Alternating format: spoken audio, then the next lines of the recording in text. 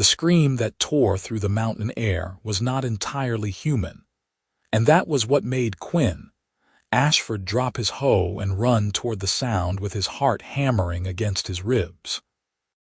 He had been working the upper field, the one that clung to the hillside like a stubborn weed, when the cry reached him from somewhere deep in the ridge above his farm.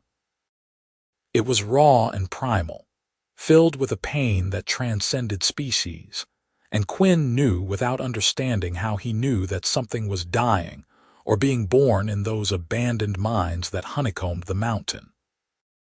The mines had been empty for 15 years, ever since the silver vein ran dry and the company pulled out, leaving nothing but darkness and memories of better times. Quinn was not a young man anymore.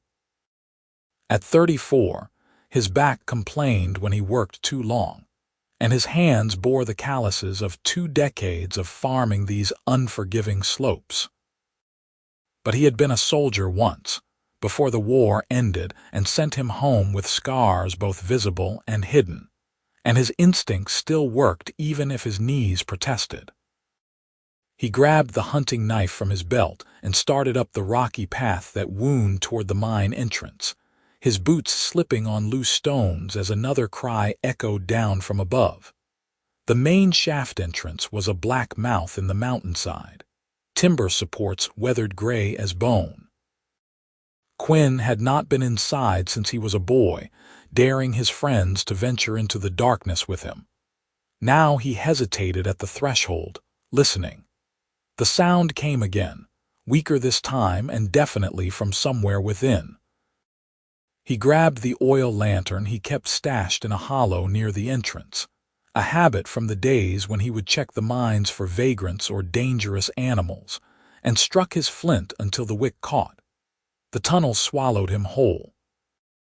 The air was cool and damp, smelling of earth and stone and something else, something sharp and metallic that made his soldier's instincts scream warnings.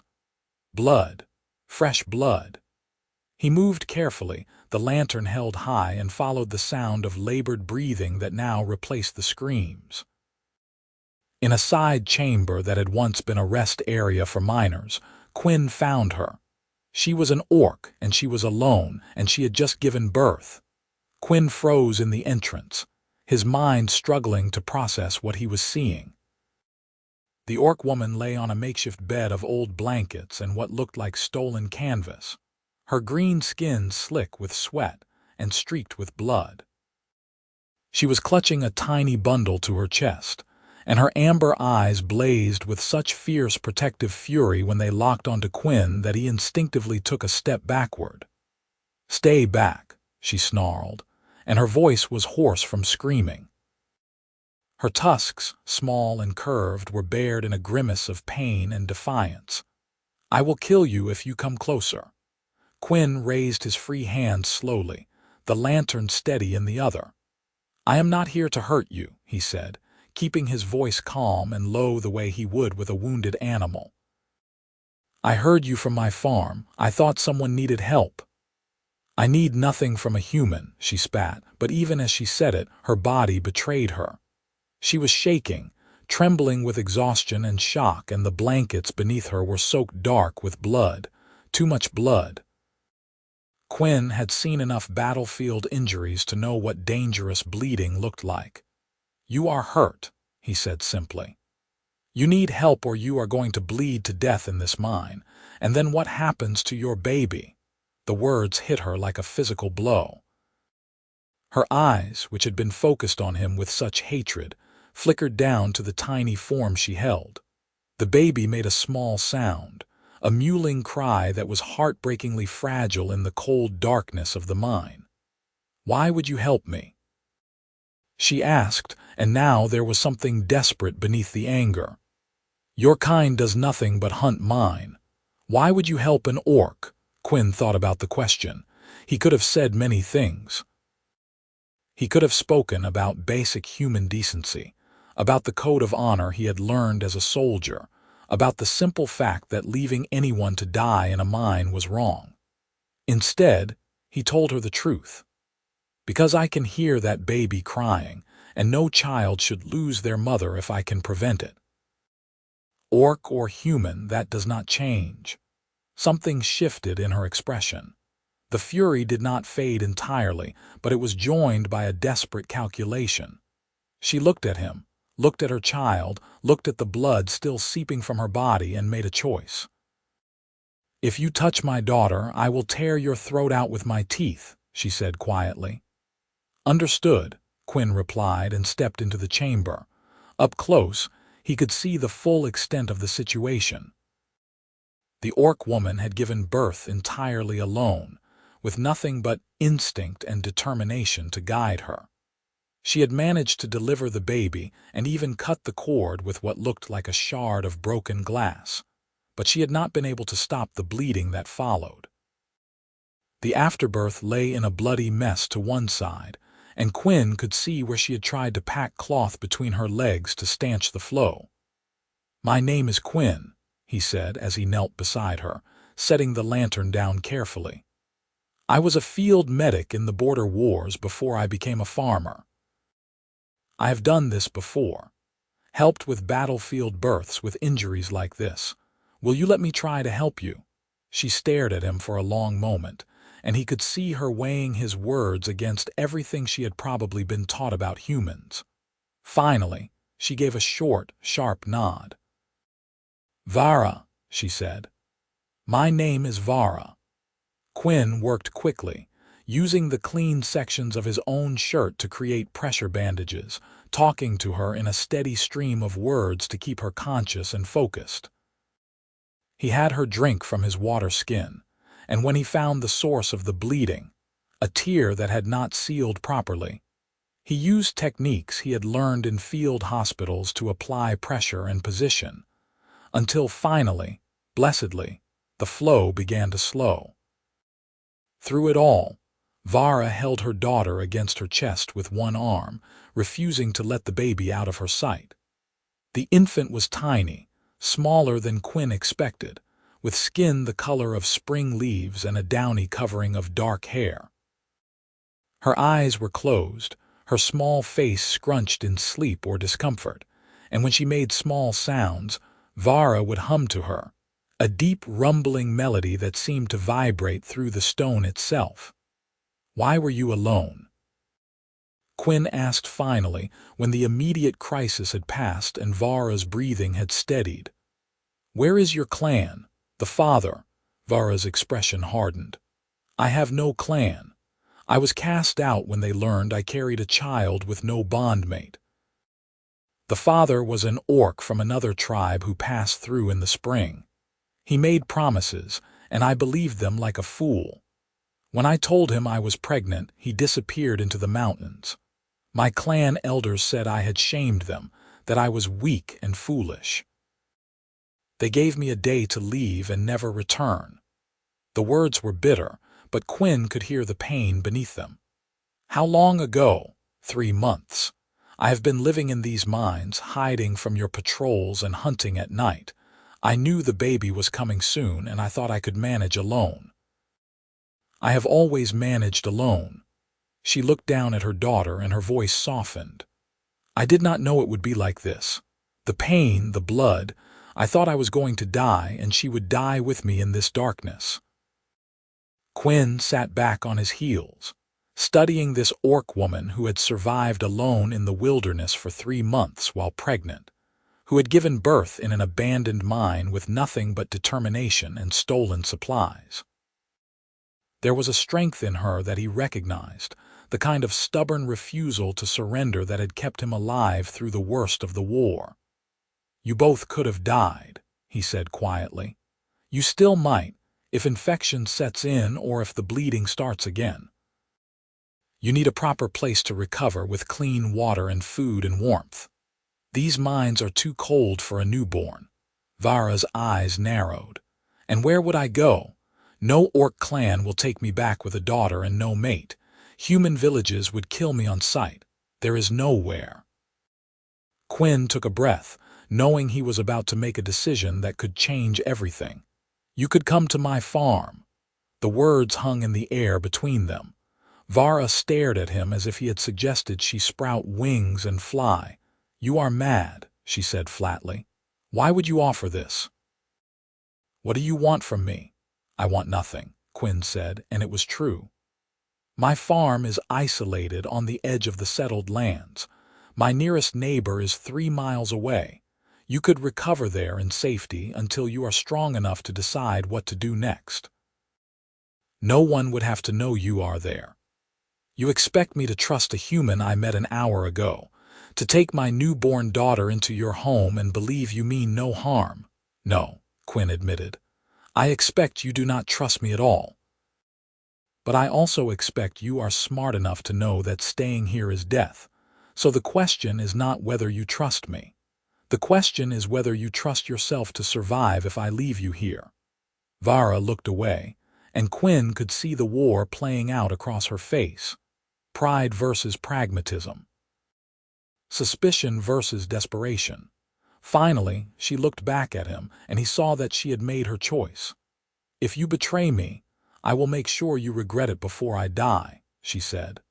"Fair enough," Quinn replied, and began gathering what few possessions she had scattered around the chamber. Getting Vara out of the mine was a slow and painful process. She had lost a lot of blood, and even with Quinn's arm supporting her, she could barely walk. The baby, wrapped in the cleanest piece of cloth they could find, was tucked securely against Vara's chest in a makeshift sling. Quinn carried his lantern in one hand and kept his other arm around Vara's waist, taking her weight as much as she would allow. The sun was setting when they finally emerged from the mine entrance, painting the sky in shades of orange and purple that seemed almost violent after the darkness below. Vara flinched away from the light, and the baby made a small sound of protest. Quinn paused, letting them adjust, and then began the careful descent down the path toward his farm. It took them nearly an hour to cover ground that Quinn usually traversed in 15 minutes. By the time they reached the farmhouse, full darkness had fallen, and Vara was barely conscious, her weight heavy against his side. Quinn maneuvered them through the door and into the main room, a simple space dominated by a large hearth and a table he had built himself. He settled Vara on his own bed, the only proper sleeping space in the single-room house, and quickly built up the fire until warmth began to fill the space. The baby was crying now, a thin wail of hunger and discomfort, and Vara struggled to sit up enough to nurse her. Quinn turned away to give them privacy, busying himself with heating water and gathering clean cloth. He had supplies left over from his soldier days, bandages and herbs that he had learned to use in the field. While Vara fed her daughter, Quinn prepared a draught of feverfew and yarrow to prevent infection, and when the water was hot enough, he brought it to the bedside with clean rags. "I need to check the bleeding again," he said quietly, not looking directly at her, "and change the bandages." Vara nodded, her eyes heavy with exhaustion. The baby had finished nursing and lay against her mother's chest, tiny fists curled near her face. Quinn worked quickly and efficiently, relieved to see that the bleeding had slowed to nearly nothing. He applied fresh bandages and helped Vara into a clean shirt of his own, one that hung on her like a tent but was dry and warm. "You need to sleep," he said when he was finished. "Your body needs time to heal. I will watch over you both." "I cannot sleep," Vara murmured, even as her eyes were closing. "I have to protect her, have to stay alert." "I will protect her," Quinn said, and the certainty in his voice seemed to reach through her exhaustion. "I give you my word as a soldier and a man. No harm will come to either of you while you sleep. Rest, Vara." Whether she believed him or simply had no strength left to resist, Vara's eyes finally closed. Within moments, her breathing had deepened into sleep. The baby stirred against her mother's chest but did not wake. Quinn settled into his chair by the fire and watched them both through the night. He had meant what he said. He would protect them. He just had no idea yet what that promise would cost him. The first 3 days passed in a blur of basic survival. Vara slept for most of the first day and night, her body recovering from the trauma of childbirth and blood loss. When she woke, it was usually because her daughter was crying with hunger, and she would nurse the baby with a fierce concentration before falling back into exhausted sleep. Quinn kept the fire burning and prepared simple broths and porridges that Vara could eat quickly. He changed her bandages regularly and was relieved to see no signs of infection. The color was returning to her green skin, and her strength was slowly building. The baby, whom Vara called Nashka, seemed to be thriving. She nursed vigorously and slept in the deep, boneless way of newborns. Quinn found himself watching her when he thought Vara was asleep, fascinated by her tiny features, the way her small tusks were just barely visible when she yawned, the delicate point of her ears. On the 4th day, Vara was strong enough to sit up properly and take notice of her surroundings. Quinn was making breakfast, frying eggs from his chickens and toasting bread over the fire, when he felt her eyes on him. "You live alone here?" she asked, and it was the first time she had initiated conversation beyond basic necessities. "I do," Quinn replied, not turning from the fire. "I came here after the war ended. Bought this land cheap because it is so far from everything. Most people want to be closer to towns, to markets and neighbors. I wanted distance. From what? From noise, from crowds, from people who look at you and see a soldier instead of a man." He flipped the eggs carefully. "From memories that are easier to manage when you are alone." Vara was quiet for a moment. "You fought against orcs in the border wars." It was not a question, but Quinn answered anyway. "I did. I was conscripted when I was 16, fought for 8 years before the treaties were signed. I saw terrible things done by both sides. Killed men and orcs who probably had families waiting for them to come home. Watched friends die for land that neither side really needed. War is not as glorious as the songs make it sound. Yet you helped me. An orc." Quinn finally turned to look at her. She was sitting up in bed, Nashka cradled in her arms, and her amber eyes were studying him with an intensity that felt like being weighed and measured. "The war is over," he said simply. "And even if it were not, you are not a soldier. You are a mother who needed help. Those are different things. Most humans would not see it that way. Most humans did not see what I saw." Quinn brought her a plate of food and set it on the small table beside the bed. "Eat. You need your strength if you are going to heal properly." Vara ate slowly, and Quinn could see her watching him as he moved around the room, tidying up and preparing for the day's work. Finally, she spoke again. "How long did you intend to let us stay here?" Quinn paused in his work. It was the question he had been avoiding thinking about because he did not have a good answer. "As long as you need to recover. A few weeks at least, maybe longer if winter comes early. And then what?" "You expect me to just leave and go back to hiding in the wilderness with a baby?" "I expect nothing," Quinn said carefully. "I told you that you could stay until you were strong enough to decide what to do next. That decision is yours to make, not mine."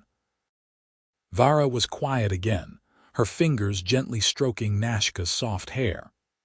"I have nowhere to go," she said finally, and her voice was so quiet he almost missed the words. "No clan, no family, no place in this world for an orc woman with a fatherless child. I thought I could survive alone, but that was before she was born. Now I have to think about her, about what kind of life she will have.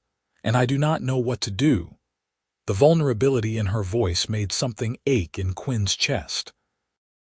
He set down the bowl he was holding and moved to sit in the chair near the bed, close enough to talk but far enough to not crowd her. "Then do not decide yet," he said. "Stay here while you heal. Let yourself rest and recover and be strong again."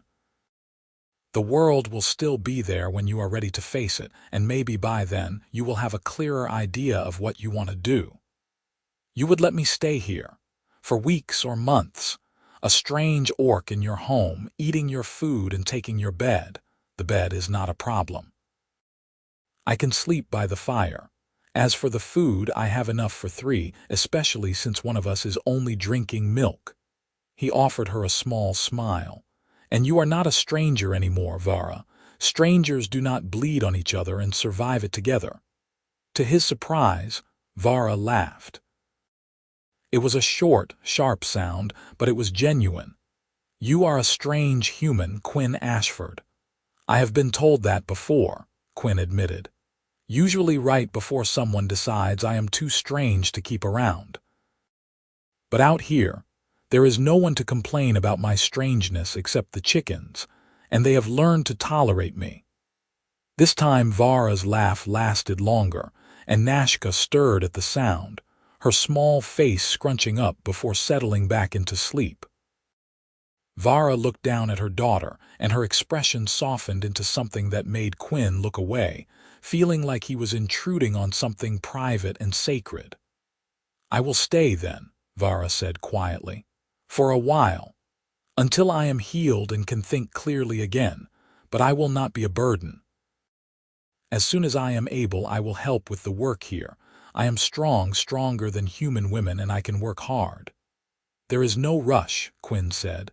Focus on healing first. Everything else can wait. But Vara shook her head stubbornly.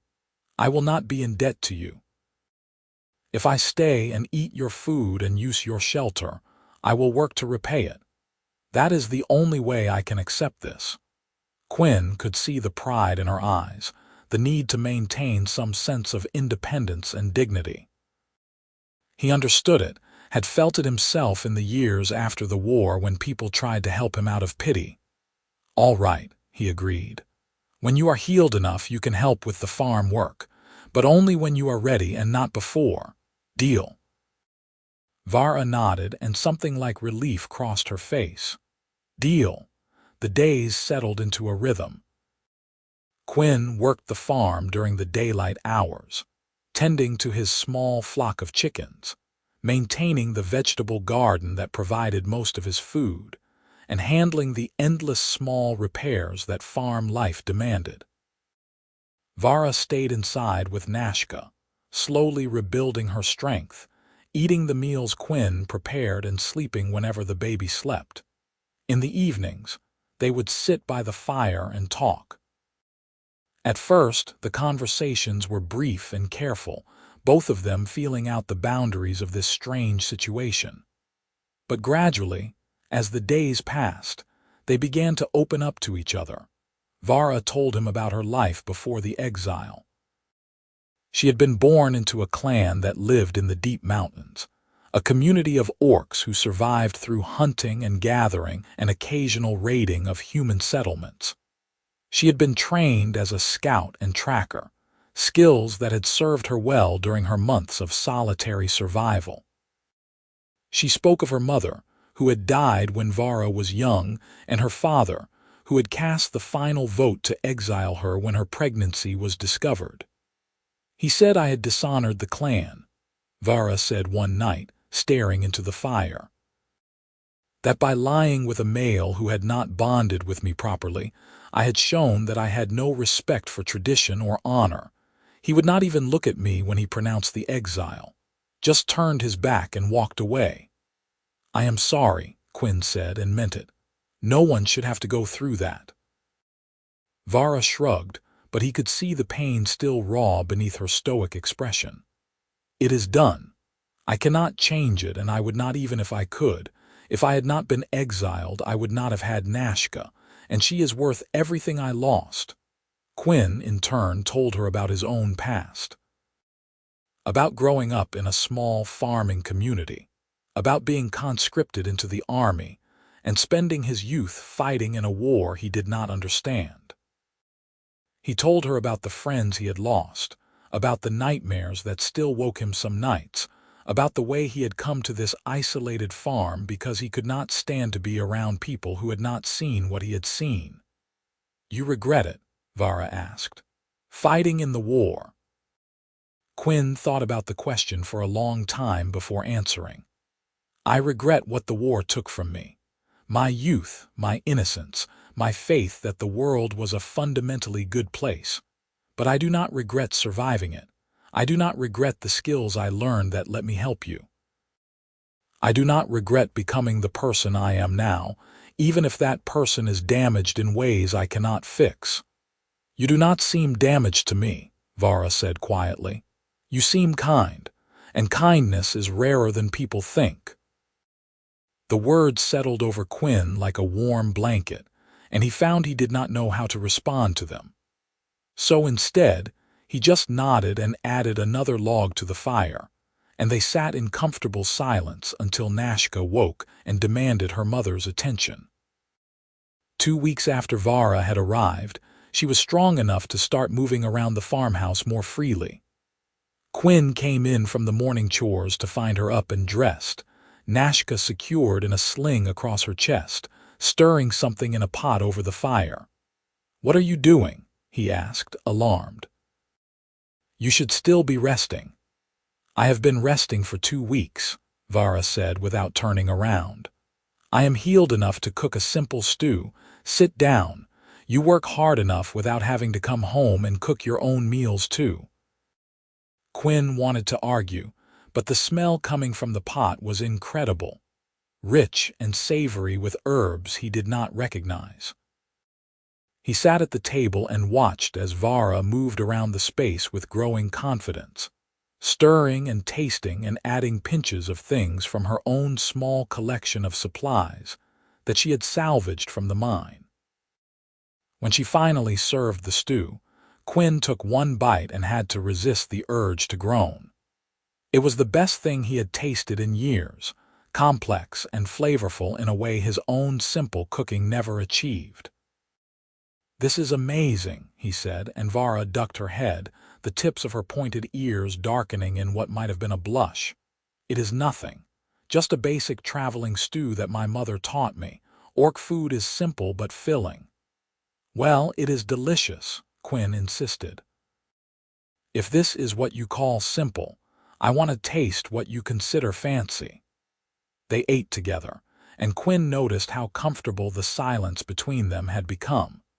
It was no longer the wary quiet of strangers but the easy peace of people who had grown accustomed to each other's presence.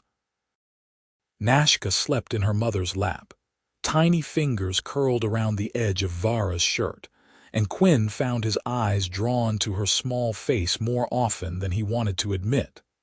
After dinner, Vara insisted on cleaning up, and Quinn did not have the heart to fight her on it. He sat by the fire and watched her move around the space, and something twisted in his chest. It felt almost like contentment, like coming home, and that terrified him more than any battlefield ever had. He had spent years building this isolated life, convincing himself that he was better off alone, that the walls he had built around his heart were necessary and good. But in just 2 weeks, this orc woman and her baby had slipped through those walls like water through cracks in stone, and he did not know what to do about it. The next morning, Vara insisted on coming outside with him to see the farm. Quinn tried to argue that she should take it easy, but she fixed him with a look that made it clear the discussion was over. So he gave her a brief tour, showing her the chicken coop, the vegetable garden, the small barn where he kept his tools, and the single old plow horse that helped him work the fields. Vara listened intently, asking questions about the crops and the animals, and Quinn could see her sharp mind cataloging everything.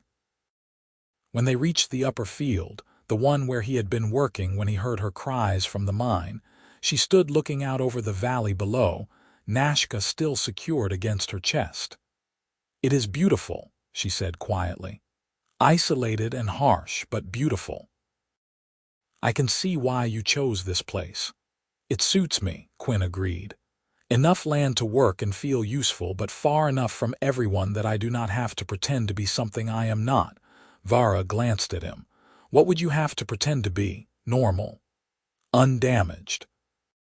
Someone who does not wake up from nightmares with his hands around his own throat. Someone who can go to market without flinching at loud noises and crowds. Quinn looked away, uncomfortable with how much he was revealing. Out here, I can just be myself, broken pieces and all. You are not broken, Vara said firmly. You are scarred. There is a difference. Broken things do not function anymore. Scarred things have survived damage and kept going. You kept going, Quinn. That is not weakness.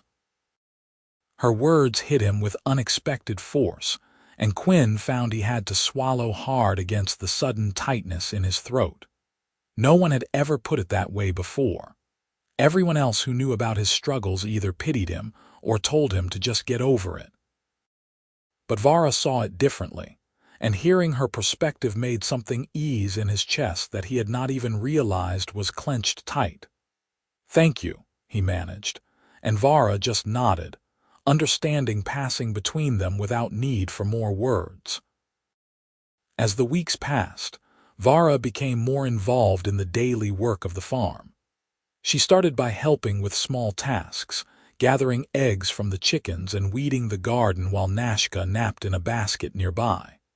But as her strength fully returned, she took on more and more responsibility. Quinn discovered that Vara was right about Orc's strength.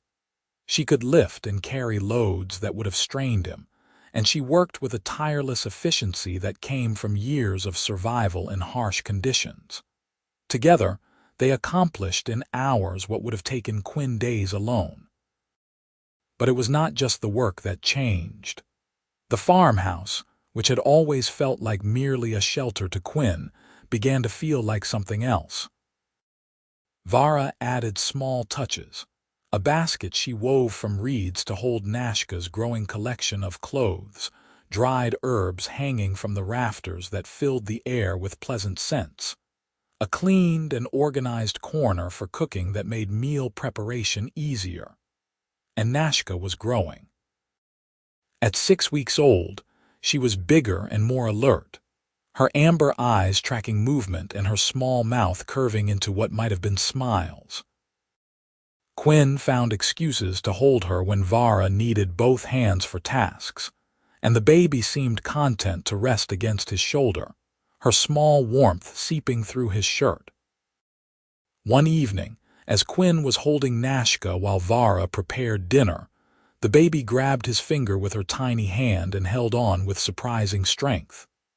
Quinn looked down at her green face so small and perfect, and felt something crack open in his chest. It was not just affection or protectiveness. It was love, pure and uncomplicated, and it scared him to his bones. "She likes you," Vara said, and Quinn looked up to find her watching them with an expression he could not quite read. "She is easy to like," Quinn replied, gently bouncing Nashka when she made a small sound. "You have done well with her, Vara. She is healthy and happy, which is a miracle considering how she came into this world." "We had help," Vara said quietly. "I do not think either of us would have survived without you, Quinn. I have never properly thanked you for that." "You do not need to thank me. Anyone would have done the same." "No," Vara said firmly. "They would not have. Most humans would have left us to die or worse. You saved our lives and asked for nothing in return. You gave us shelter and safety when we had nowhere else to go. That is not something anyone would do. That is something a good man does, and good men are rare." Quinn did not know what to say to that. He looked down at Nashka, who had fallen asleep against his chest, her small face peaceful and trusting. When he looked back up, Vara was still watching him, and there was something in her eyes that made his heart beat faster. The moment stretched between them, charged with something unspoken and powerful. Then Nashka made a small sound in her sleep, and the spell broke. Vara turned back to the cooking, and Quinn carried the baby to her basket, settling her gently among the soft blankets. But something had shifted between them, and they both felt it. The first snow came in late autumn, earlier than Quinn had expected. He woke to find the world outside transformed into white silence, and his first thought was worry about whether he had enough firewood stacked and ready. His second thought was how beautiful Vara looked standing at the window, watching the snow fall with wonder on her face. "I have only seen snow a few times," she said when she noticed him watching. "My clan lived in the deep mountains where winter was different, more ice than snow." "This is beautiful." Quinn joined her at the window, Nashka cradled in his arms after her morning feeding. "It is beautiful until you have to work in it. But yes, the first snow is always special." They stood together, watching the fat flakes drift down from a gray sky, and Quinn was acutely aware of how close Vara was standing, how he could feel the warmth radiating from her body. She had filled out in the weeks since giving birth, her strength fully returned, and he had caught himself noticing things about her that he had no business noticing. The way she moved with unconscious grace, the sound of her laugh when Nashka did something amusing, the fierce intelligence in her amber eyes when they discussed something she cared about. He was falling for her, maybe had already fallen, and he had no idea what to do about it. The snow continued for 3 days, blanketing the farm in white and making outdoor work nearly impossible. Quinn and Vara were forced to stay inside for long stretches, and the intimacy of the small space became almost overwhelming. They cooked together, worked together on indoor tasks like mending clothes and organizing supplies, and took turns entertaining Nashka, who was fascinated by everything in her expanding world. On the third night, as they sat by the fire after dinner, Vara finally voiced what they had both been carefully not discussing. "I should probably think about leaving soon," she said quietly. "Winter is here, and you did not agree to house us through the entire season. You have already been more generous than I had any right to expect." Quinn's first instinct was to argue to tell her she did not have to go, but he forced himself to think before speaking. "Where would you go? You said yourself that you have nowhere." "I do not know," Vara admitted. "But I cannot stay here forever, Quinn. This is your home, your life. Nashka and I are not part of that, and it is not fair to you to keep pretending we can be." "What if I want you to be?" The words were out before Quinn could stop them, and he saw Vara's head snap up, her eyes wide with shock. "What?" she asked, and her voice was barely a whisper. Quinn set down the piece of wood he had been whittling and turned to face her fully. "What if I want you to stay, not just through winter but longer, permanently if you are willing? You and Nashka have become part of my life these past months, and the thought of this farmhouse without you in it feels wrong. Empty in a way it never did before. Quinn, you do not know what you are saying. I am an orc. You are human. People would never accept it. We would be outcasts, both of us." "We already are outcasts," Quinn pointed out. "You were cast out by your clan, and I chose to cast myself out from human society. What difference does it make if we are outcasts together?" Vara shook her head, but Quinn could see the yearning in her eyes, the desperate hope that she was trying to suppress. "It is not that simple. What about Nashka? What kind of life would she have, raised by a human and an orc in isolation? She deserves better than that. Does she?" Quinn asked gently. "Or does she deserve to be raised by two people who love her and will keep her safe? Because I do love her, Vara. I love your daughter like she was my own. And he paused, gathering his courage, and I love you. I did not mean to. I did not plan on it. But somehow, in these past months, you have become the most important person in my world, and I cannot imagine going back to the way things were before." Vara was staring at him with tears streaming down her green cheeks, her hands clenched in her lap. "You cannot love me. You are human. I am an orc. It is impossible." "Why is it impossible?" Quinn moved closer, closing the distance between them. Because society says so, because our respective peoples have been at war. Vara, those are just rules made up by people who are afraid of anything different. But out here, there is no society watching. There is just you and me and Nashka and what we decide is possible. You do not understand what you would be giving up, Vara whispered.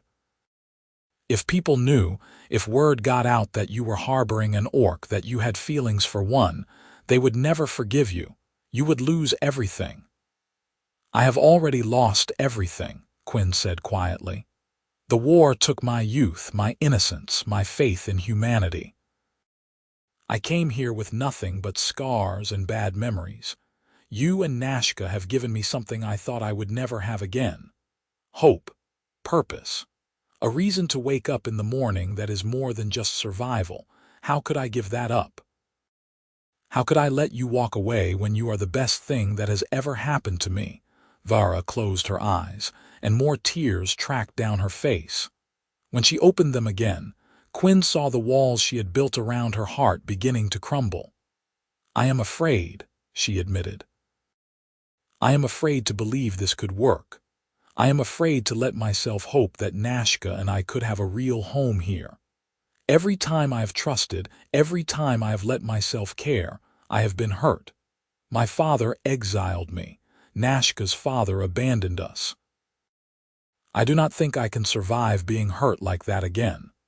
Quinn reached out slowly, giving her time to pull away if she wanted. When she did not, he cupped her face in his hands, his thumbs gently wiping away her tears. I cannot promise that life will be easy, he said.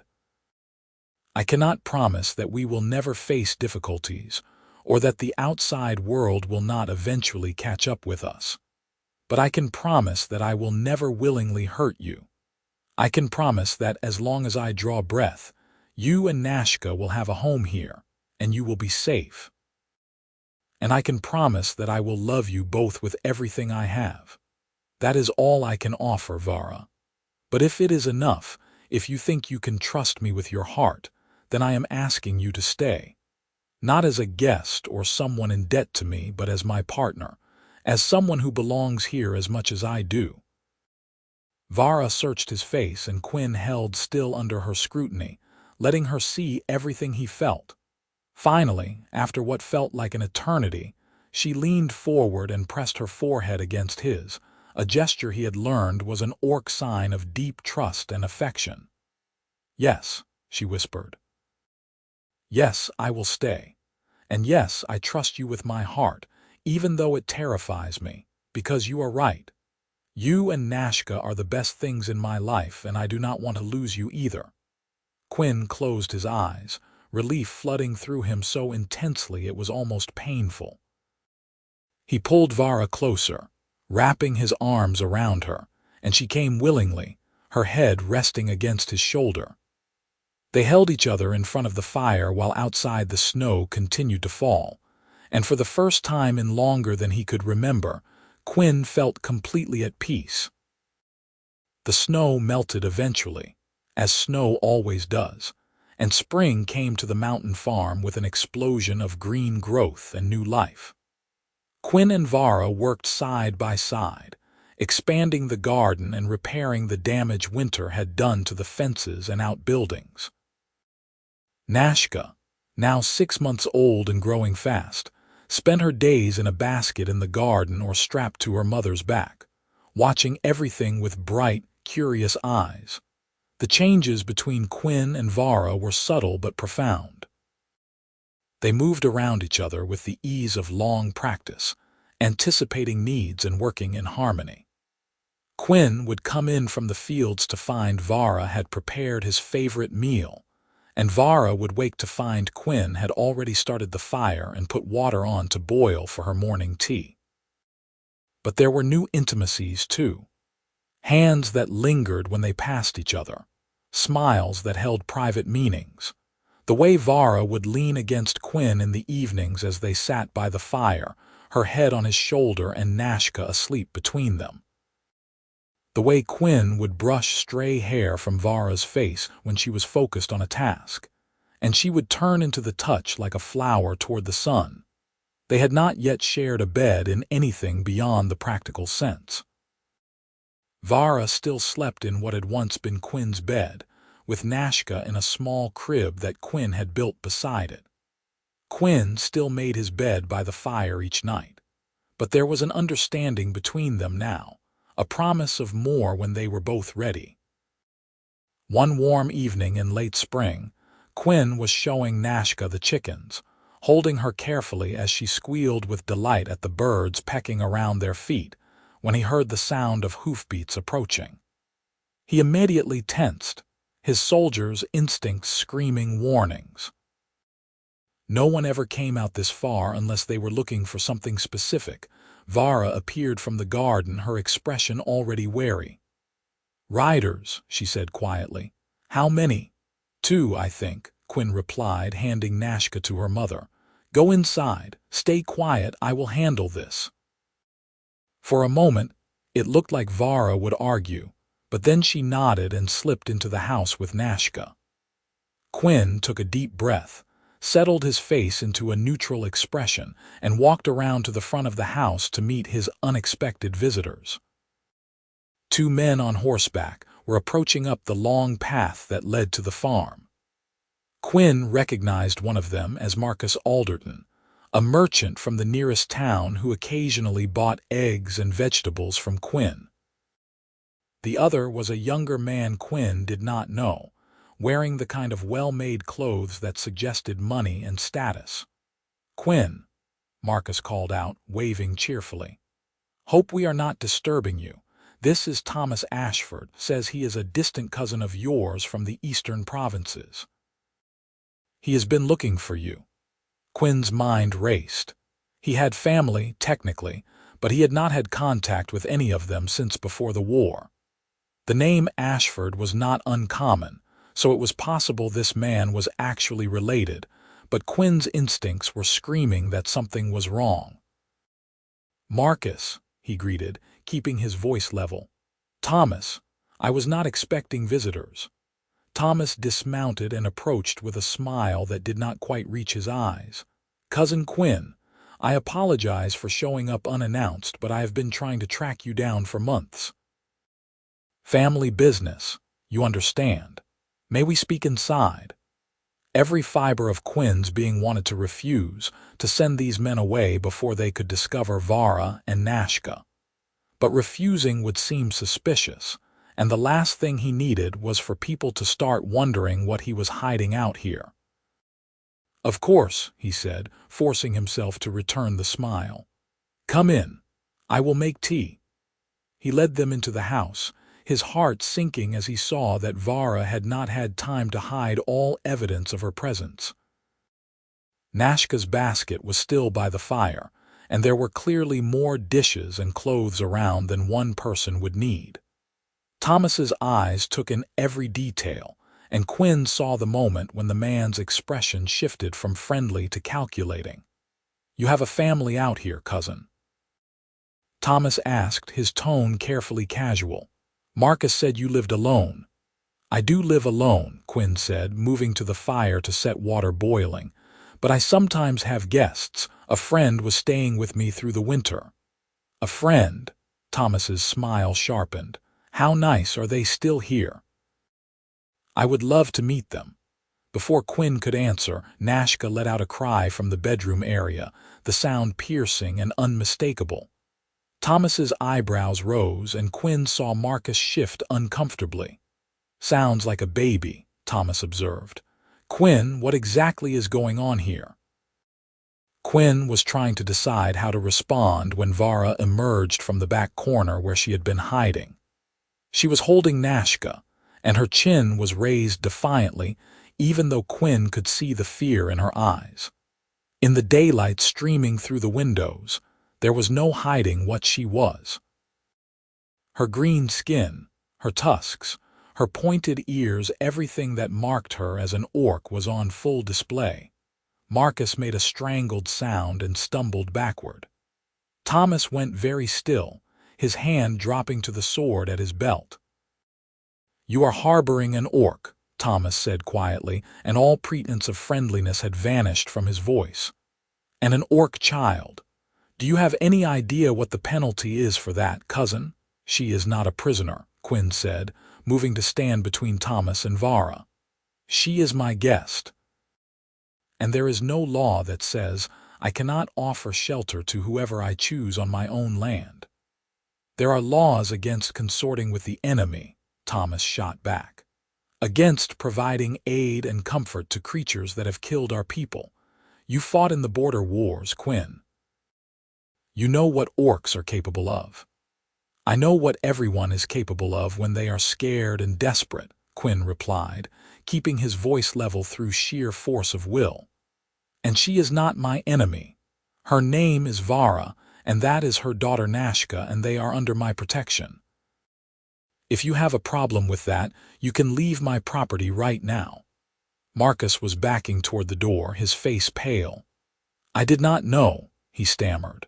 "Quinn, I swear I did not know you were involved in something like this. I never would have brought him here if I had known." "It is all right, Marcus," Quinn said, not taking his eyes off Thomas. "You can go. This does not concern you." Marcus practically fled, and moments later they heard the sound of his horse galloping away. Thomas remained, his hand still on his sword, his eyes moving between Quinn and Vara with cold calculation. "You are making a mistake," Thomas said finally. "I really am your cousin, distant though the connection may be. Your grandfather and mine were brothers. I came out here because the family received word that you had inherited a property back east, and I was tasked with finding you to inform you. But now I find this." He gestured at Vara, and Quinn felt anger flare hot in his chest. "Vara is not a this. She is a person, and she is important to me. Whatever you came here to say it and leave." "I cannot just leave," Thomas said, and now there was something almost like regret in his voice. "You are harboring an orc, Quinn. That is a crime. If I do not report this, I become complicit. You are asking me to risk my own safety and reputation to keep your secret." "I am asking you to look at her," Quinn said, his voice rough with emotion. "Really look at her. She is not a warrior or a raider. She is a mother with a baby. She is not a threat to anyone. And if you report this, you will be destroying 3 lives for no reason except prejudice and fear." Thomas did look at Vara then, really looked at her. She stood tall under his scrutiny, Nashka held protectively against her chest, and Quinn could see her trembling with the effort of staying calm. "Please," Vara said quietly, and it was the first time she had spoken. "I understand that you do not trust orcs. I understand that our peoples have been enemies, but my daughter is innocent. She has done nothing to deserve being hunted or killed. If you must report someone, report me. But let Quinn and Nashka be." "You would sacrifice yourself for a human and your child?" Thomas asked, and there was genuine surprise in his voice. "Without hesitation," Vara replied. "Quinn saved our lives. He gave us shelter when we had nowhere else to go. I will not let him be punished for his kindness." Something shifted in Thomas's expression. He looked at Quinn, at Vara, at little Nashka, who was watching him with wide amber eyes, and Quinn saw the internal struggle playing out across his face. Finally, Thomas took his hand off his sword and sighed deeply. "I did not see anything here today," he said quietly. "I came to inform Quinn Ashford of his inheritance, had a brief conversation about family matters, and left. What he does on his own property, far from any towns or settlements, is his own business. Is that clear?" Quinn felt his knees nearly buckle with relief. "Perfectly clear. But understand this, cousin," Thomas continued, his voice hard now. "If anyone else comes out here, if anyone else discovers what you are doing, I cannot protect you. The laws are clear and the penalties are severe. You are taking a huge risk, and eventually that risk will catch up with you." "I understand," Quinn said. "Thank you, Thomas, for your discretion." Thomas nodded curtly and moved toward the door. He paused at the threshold and looked back at Vara. "Take care of him," he said. "Whatever else happens, take care of him. He is a good man, and there are not enough of those left in this world." "I will," Vara promised, and Thomas left, the sound of his horse fading into the distance. When he was gone, Quinn and Vara stood in silence for a long moment.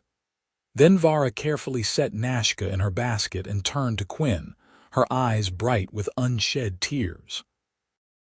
"That was too close," she said, her voice shaking. "Quinn, Thomas was right. Eventually someone else will come, someone who will not be as merciful. We cannot keep hiding forever. Maybe I should leave, go somewhere far away where my presence will not endanger you." "No," Quinn said firmly, crossing to her and taking her hands in his. "Vara, I told you that I would keep you and Nashka safe, and I meant it. We will figure this out. We will find a way to make this work." "How?" Vara asked, and there was desperation in her voice. "How can we make this work when the entire world is against us? When just existing together is a crime?" Quinn pulled her close, holding her tightly as she finally let the tears fall. Over her shoulder, he could see Nashka watching them, and something hardened in his chest.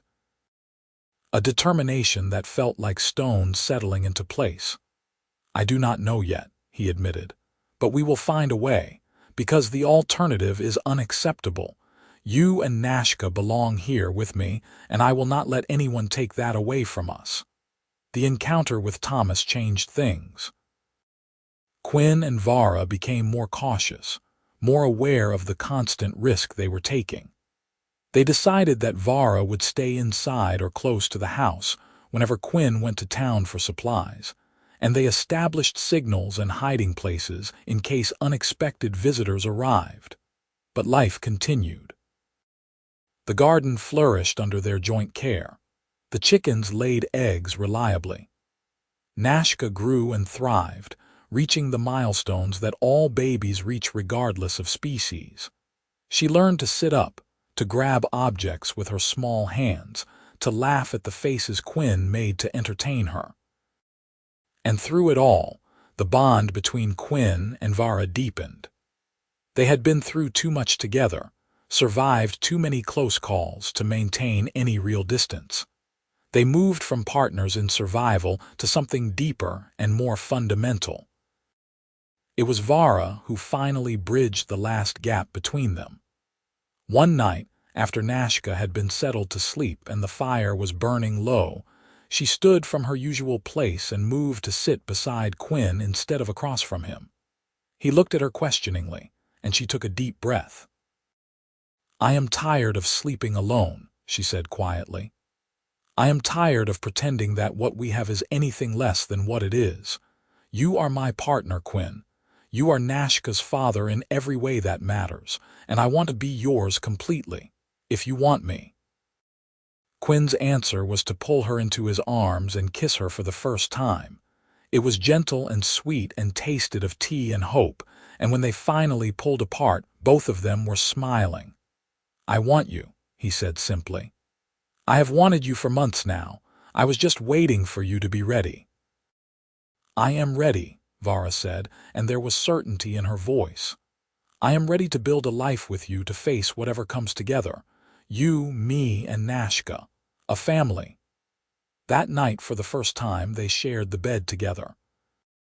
Not just sharing space, but truly together, learning each other's bodies and hearts with a tenderness that made the act sacred. And afterward, lying in the darkness with Vara's head on his chest and Nashka sleeping peacefully in her crib beside them, Quinn felt a completeness he had never experienced before. This was what he had been searching for without knowing it. Not just survival, but a reason to live. Not just a house, but a home. Not just existence, but love. Summer passed into autumn and autumn into winter again. Quinn and Vara had been together for more than a year now, and their life had found a rhythm that felt sustainable and right. They worked the farm together, raised Nashka together, and faced the challenges of their unusual life with a united front. Nashka was walking now, toddling around the farmhouse on unsteady legs and getting into everything with the fearless curiosity of a 1-year-old. She had Quinn's laugh and Vara's determination, and watching her grow was a source of constant joy for both her parents, because that was what Quinn had become. Nashka called him Da now, her small voice rapping around the syllable with perfect trust, and every time she said it, Quinn felt his heart expand a little more. It was during this second winter together that Vara came to Quinn with news that changed everything. "I am pregnant," she said one evening, her hand resting on her still flat stomach. "About 2 months along, I think." Quinn stared at her, his mind struggling to process the information. "Pregnant, but how?" "We have been careful." "Careful is not the same as perfect," Vara said, and there was something nervous in her smile. "I know this complicates things. I know we said we would wait until we were more settled, until the situation was more stable. But it happened anyway, and I need to know how you feel about it." How did he feel about it? Quinn examined his own heart and found that, beneath the surprise and the worry about logistics and safety, there was pure, uncomplicated joy. "I feel terrified," he admitted, "and excited, and honored that I get to do this with you. Vara, we are going to have a baby, our baby." Vara's smile became real relief flooding her features. "You are happy about it." "I am happy about it," Quinn confirmed, pulling her into his arms. "Scared out of my mind, but happy. Nashka is going to be a big sister." They held each other, swaying gently in the firelight, and Quinn let himself imagine it. A baby that was part him and part Vara, a physical manifestation of their love. Another child to raise and protect and teach. It would make their situation more complicated, more dangerous if anyone found out. But it would also make their family complete. The pregnancy progressed smoothly. Vara was healthy and strong, and unlike her first pregnancy, she was not alone and desperate. She had Quinn beside her every step of the way, and she had a safe home and enough food and every advantage that she had lacked before. Quinn built a second, larger crib and spent his evenings carving small toys for both children. Vara prepared supplies and organized the house to accommodate another small person. And Nashka, who did not fully understand what was coming, seemed to sense that something important was happening and stayed closer to her mother than usual. It was early spring when Vara went into labor. This time, she was not alone in a dark mine with nothing but terror and determination. She was in her own bed, with Quinn beside her, his hand steady and his voice calm as he coached her through the contractions. The birth was faster than her first, and when their son emerged into the world with a lusty cry, Quinn cut the cord with steady hands and wrapped the baby in clean, warm cloth before placing him in Vara's arms. "He is beautiful," Vara breathed, staring down at the infant with wonder. "Quinn, look at him." Quinn looked and his breath caught. The baby was perfect, with skin a shade between Quinn's tan and Vara's green, small tusks just visible in his tiny mouth, and eyes that were blue like Quinn's but shaped like Vara's. He was a perfect blend of both of them, undeniably their child. "What should we name him?" Vara asked, and Quinn thought for a long moment. "How about Kieran?" he suggested. "It was my grandfather's name, the one good memory I have of family before the war." "Kieran," Vara repeated, testing the name. "I like it. Quinn Ashford, our son." Nashka, who had been sleeping through the birth in the other room, woke then and toddled over to investigate the new arrival. Quinn lifted her up so she could see her baby brother, and she stared at him with wide, serious eyes before gently patting his head. "Baby," she pronounced, and both Quinn and Vara laughed through their tears. The months after Kieran's birth were simultaneously the hardest and the best of Quinn's life. Two small children required constant attention, and the farm work did not stop just because they were exhausted from sleepless nights. But seeing Vara nurse their son, watching Nashka help take care of her baby brother, participating in the daily miracle of raising a family, it filled Quinn with a sense of purpose and meaning that he had never found on any battlefield. They were careful, so careful, about keeping their family hidden from the outside world. Quinn still went to town occasionally for supplies, but he was always vague about his personal life, deflecting questions with practiced ease. Marcus, the merchant, had never returned after that day he brought Thomas, and Quinn was grateful for the man's discretion even if it meant losing a regular customer. But isolation had its own costs. Nashka was 2.5 now, and she was starting to ask questions about why they never went anywhere, why they never saw other people. She was smart, too smart sometimes, and Quinn worried about what would happen as she got older and started to really understand the situation they were in. It was Vara who finally brought up the conversation they had both been avoiding. "We cannot hide forever," she said one night, when both children were finally asleep and they had a rare moment of peace. "Nashka is already asking why we do not have neighbors, why she cannot play with other children. And Kieran will start asking the same questions in a few years. We need to think about what kind of life we are giving them." "What kind of life can we give them?" Quinn asked, frustration leaking into his voice. "You know what would happen if people found out about us, about them? We would be arrested, or worse.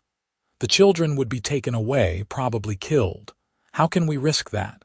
"I am not saying we should advertise our existence," Vara said patiently, "but maybe we need to consider moving. Going somewhere even more remote, somewhere we could build a proper homestead and maybe, eventually, find others like us. There must be other humans and orcs who have formed bonds. We cannot be the only ones." Quinn had thought about this too, late at night when he could not sleep. The idea of finding others, of building a community of outcasts and exiles who would accept their family for what it was. It seemed like an impossible dream, but maybe that was exactly what they needed. A dream to work toward instead of just existing and hiding. "Where would we go?" he asked. "How would we even start to look for others like us?" "There are stories," Vara said slowly. "Rumors in the orc clans of a settlement far to the north, beyond the old territories, where humans and orcs live together in peace. I always thought they were just stories, myths to give hope to those of us who did not fit into the traditional ways, but maybe there is some truth to them." "The far north," Quinn mused. "That would be months of travel with 2 small children. And we would be even more exposed on the road than we are here." "I know," Vara admitted. "It would be dangerous. But staying here is also dangerous, Quinn. Every day we risk discovery. Every time you go to town, I worry you will not come back. Every time I hear hoofbeats, I grab the children and hide, terrified that this is the day they come for us. Is that really the life we want for Nashka and Kieran? Growing up in constant fear." She was right, and Quinn knew it. They could not stay here forever, hiding and hoping that luck would continue to protect them. Eventually, their luck would run out. Better to take their fate into their own hands and search for something better. "All right," he said finally.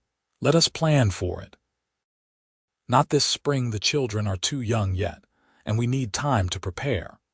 But maybe next spring, when Kieran is walking and Nashka is old enough to understand that she needs to be careful. We will sell the farm, or just abandon it if we have to. We will take what we can carry and head north. Together." Vara's eyes filled with tears, but they were tears of relief. "Together," she agreed and sealed the promise with a kiss. They spent the next year preparing. Quinn saved every coin he could from his rare trips to town, stockpiling supplies and trading for things they would need for the journey. Vara made clothes for the children that would grow with them, and packed dried foods that would keep for months. They taught Nashka to be quiet when strangers were around, making it into a game that she enjoyed playing. And through it all, they built memories. Quinn taught Nashka to gather eggs from the chickens, and she would bring them to him with such pride that it made his heart ache. Vara sang orc lullabies to both children, her deep voice filling the farmhouse with haunting melodies. They celebrated Nashka's 3rd birthday with a small cake Quinn baked himself, and Kieran's 1st birthday with similar fanfare. As winter began to fade into spring again, Quinn stood on the ridge above the farm and looked down at everything he had built. The house, the garden, the chicken coop, all of it represented years of work and solitude. This had been his refuge after the war, his place to heal and hide from a world that demanded more than he had to give. But it was not enough anymore. Not for the family he had now. Nashka and Kieran deserved more than a life of hiding.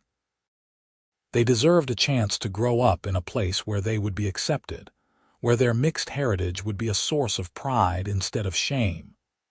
And Vara deserved a partner who would fight for that future, instead of just accepting the limitations of the present. When Quinn returned to the house, he found Vara packing their belongings with systematic efficiency. Nashka was helping by moving small items from one pile to another, and Kieran was sitting in his basket, chewing on a wooden toy Quinn had carved for him. "It is time," Quinn said, and Vara looked up and nodded. "It is time," she agreed. They left on a cool spring morning, the sun just beginning to warm the air. Quinn had packed what he could carry, along with a small cart pulled by his old plow horse for the supplies and the children when they got tired. He had left the chickens free to fend for themselves, and had posted a notice on the door saying the property was available to anyone who wanted to claim it. Everything else he left behind. The farm, the memories, the safety of isolation, all of it was part of his past now. His future was walking beside him, carrying their son, with their daughter holding his hand and chattering excitedly about the adventure they were starting. The journey north was everything Quinn had feared and more. The roads were rough, and there were times when they had to leave the roads entirely to avoid settlements where their presence would raise questions. They slept under the stars more often than not, and there were nights when Quinn stood watch with his old sword in hand, terrified that bandits or worse would find them. But there were also moments of unexpected beauty. Nashka's face the first time she saw a deer in the forest. Kieran's delighted laughter when Quinn let him splash in a stream. The way Vara would sing to the children as they walked, her voice carrying over the hills and making even the hardest days bearable. They traveled for 3 months, moving steadily northward through territories Quinn had never seen before. They avoided towns and cities, traded with isolated farmers when they needed fresh supplies, and kept to themselves as much as possible. It was Nashka who first saw the settlement. They had been following a river valley for days, and she was riding on Quinn's shoulders when she suddenly pointed ahead and exclaimed, "Houses! Lots of houses!" Quinn looked where she was pointing and felt his breath catch. In the valley ahead, nestled beside the river, was a small village. But this was not like any village Quinn had ever seen. The buildings were a mix of human and orc architecture, with both stone foundations and wood construction, both sharp peaked roofs and the flatter styles orcs preferred. And as they got closer, Quinn could see people moving between the buildings, both humans and orcs, working together, living together. "Is this it?" he asked Vara, who was staring at the settlement with something like awe on her face.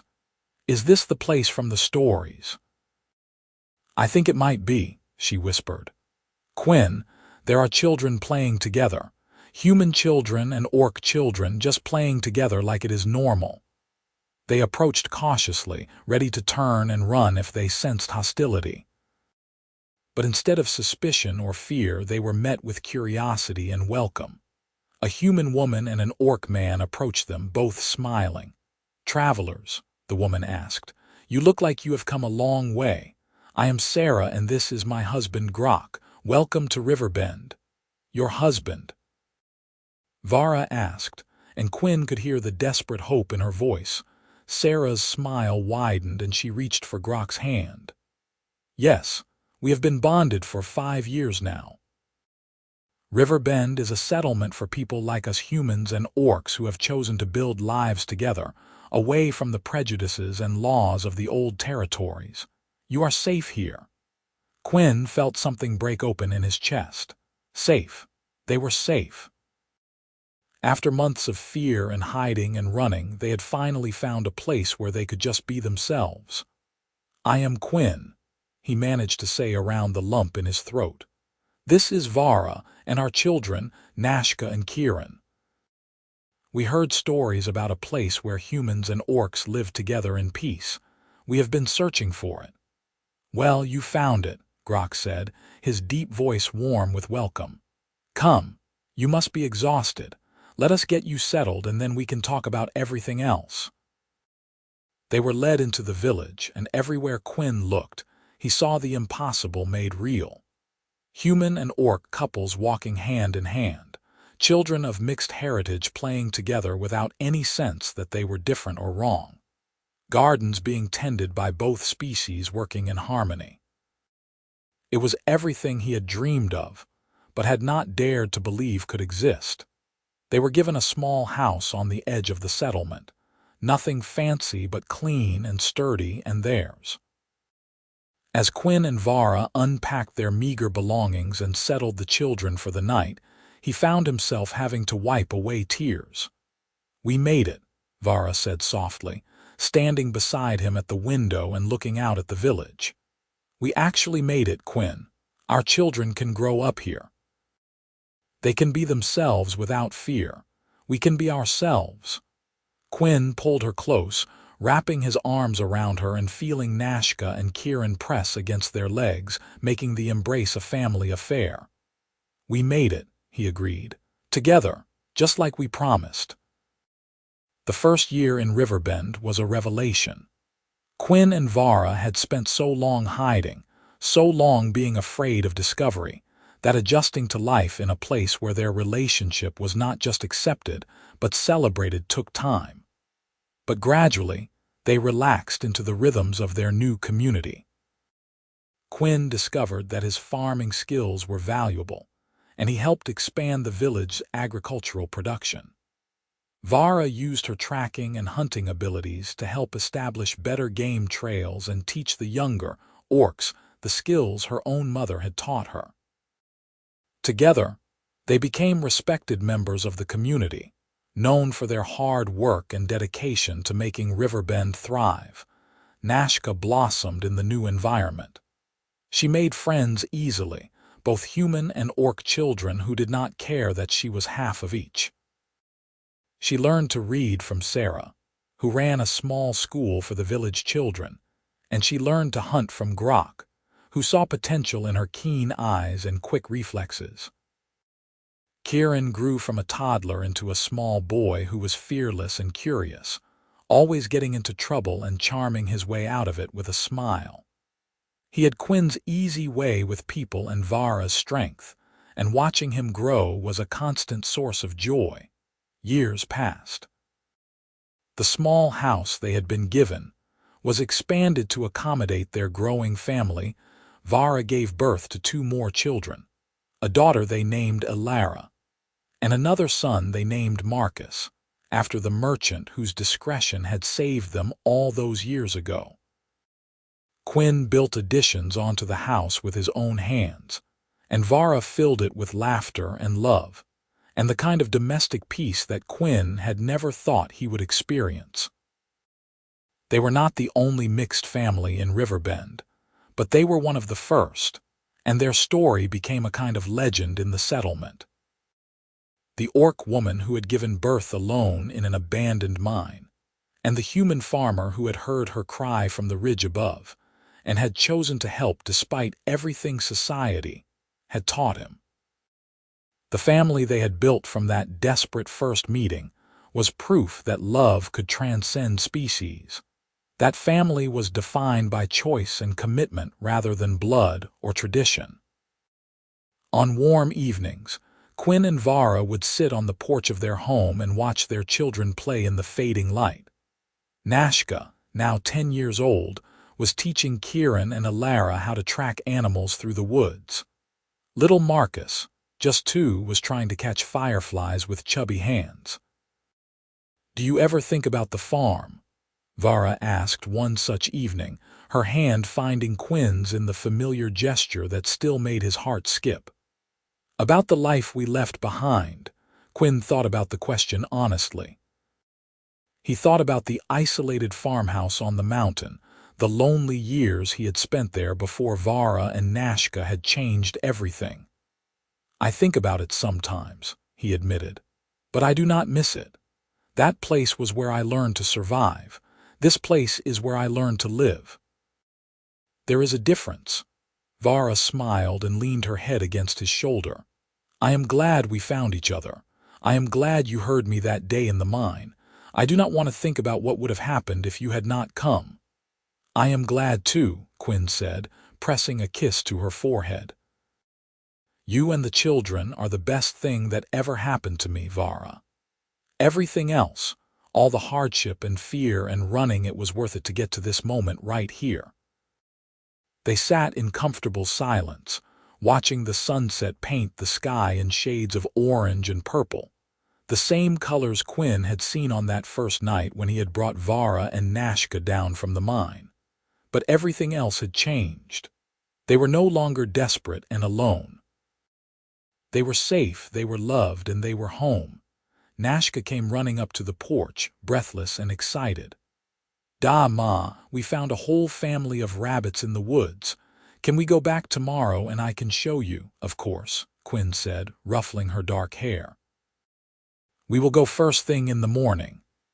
Nashka beamed and ran off to tell her siblings, and Quinn watched her go with a heart so full it almost hurt. This was everything he had fought for, everything he had risked. A family that was happy and safe, children who could grow up without fear, a love that had survived against all odds. The orc woman had given birth alone in an abandoned mine. A farmer had heard the cry from the ridge above. And from that desperate, impossible meeting, they had built something beautiful, something lasting, something worth every sacrifice they had made. As the stars began to appear in the darkening sky, Quinn pulled Vara closer and looked out at their children, at the village they had helped build, at the life they had created together. It had not been easy, it had not been simple, but it had been worth every single moment. They had found their happily ever after, and it was more than either of them had ever dared to dream.